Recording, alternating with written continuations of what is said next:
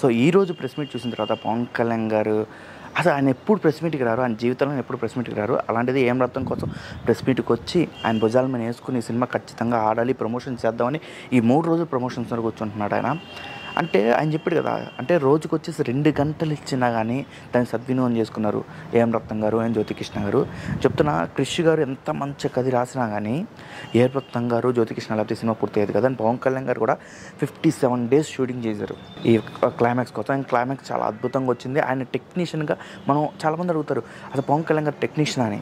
చాలా ఆయన ఖుషి సినిమాలో టెక్నీషియన్ చేసిన, డాడీ సినిమాలో చిరంజీవి సినిమాలో ఆయన ఫైట్ మాస్టర్గా చేసినా కానీ ఎవరు నమ్మాలి. జానీ సినిమా ఫ్లాప్ అవడం వల్ల ఆయన పెద్ద టెక్నీషియన్ కాదనుకున్నారు. కానీ ఈ సినిమాలో లాస్ట్ క్లైమాక్స్ సీన్ మనం చూస్తే ఆయన దానికి కొరియోగ్రాఫరు.